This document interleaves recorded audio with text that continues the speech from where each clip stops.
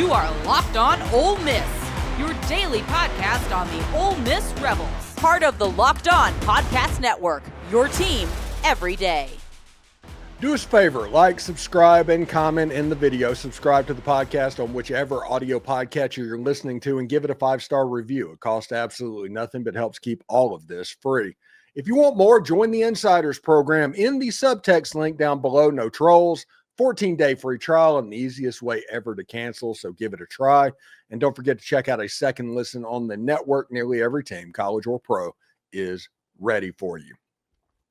So we started with the scary when it comes to Washington State. Now let's talk about some of the other stuff and give the keys to this matchup, because honestly, this is a pretty cut and dry matchup for the Ole Miss Rebels, with the Georgia Bulldogs coming up the week after, the Oklahoma Sooners after that as well. This is a just get past it type of game. And Ole Miss is favored in this game. Ole Miss is favored by 33.5 points. The over-under has gone up a point to 58.5, thanks to our friends at FanDuel for reporting that. Ole Miss should win this game fairly easily, and there's reasons because of that.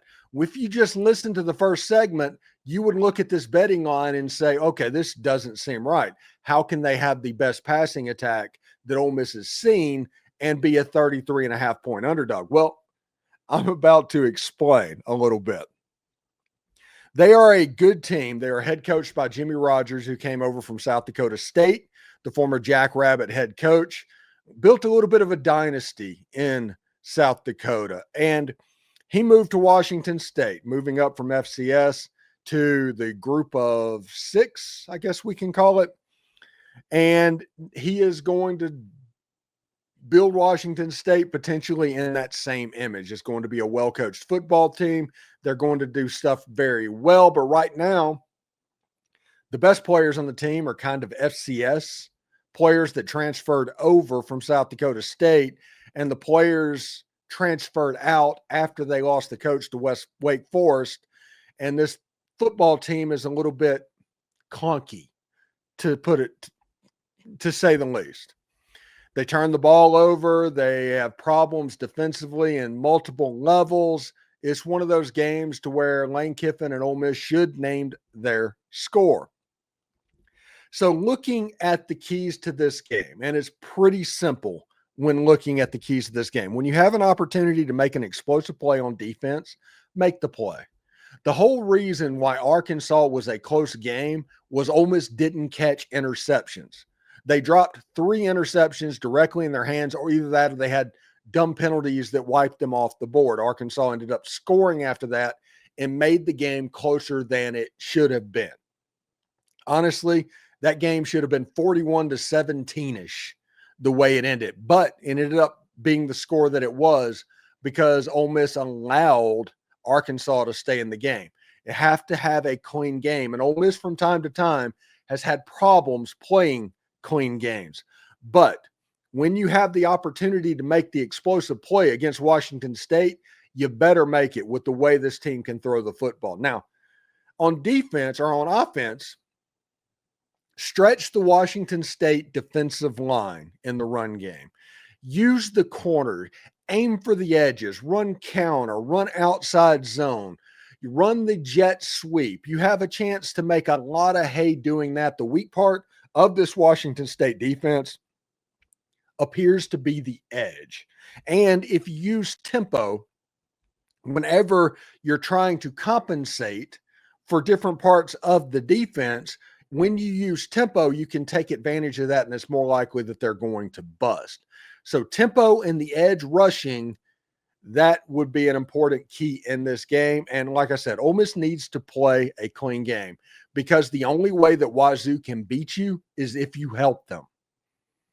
And Ole Miss doesn't need turnovers. They don't need penalties. Just play a game real similar to like you did against Tulane. And if you win by 1 point or 60 points, it doesn't matter, because Ole Miss is 4th in the country and they have all the style points they need, where just winning games is going to get you on the list. You're exactly where you need to be. Just win the football game. When looking at these keys, you can say, okay, yes, I see that.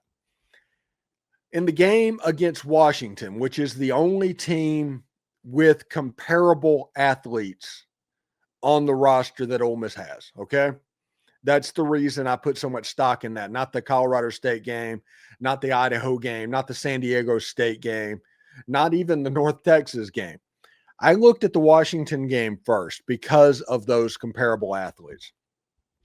And Washington State had monumental trouble covering the edges. Not necessarily the outside tall sweep, because you can run those plays down from time to time. Counter was something they had a big problem with because of their hyper aggressiveness, and they have to be hyper aggressive because of some stuff they're trying to cover up.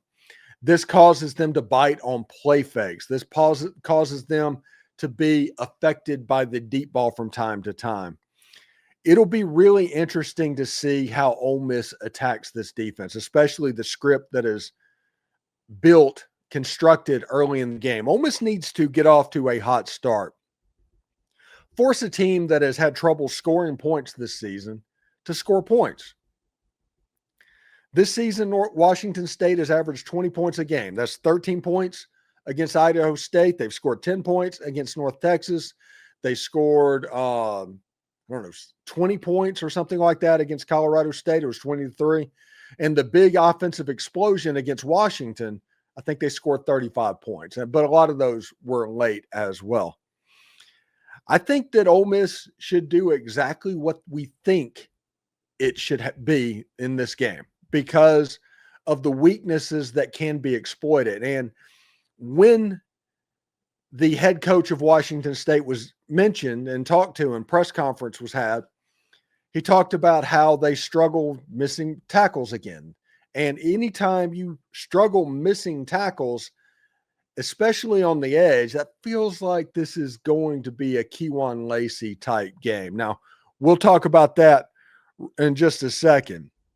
In our final segment, this matchup has Kewan Lacy written all over it. Everything from this game, from the defensive fronts to the tempo that Ole Miss wants to play in, sets up perfectly for the Rebels to lean on their run game. Lacy's combination of burst, vision, and physicality could be the difference maker against the defense that tends to over pursue from time to time.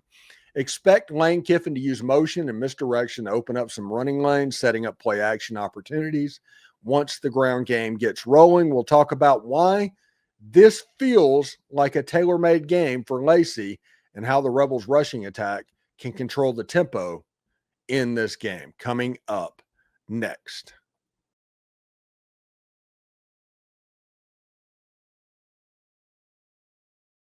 Thanks for making the Locked On Ole Miss podcast your go-to source for Ole Miss sports. We pride ourselves on offering the most comprehensive perspectives, which is why we're the front door of Ole Miss. Google Ole Miss podcast, and you'll see what we mean. Don't forget to subscribe, like, and comment. It helps the show, and it's absolutely free.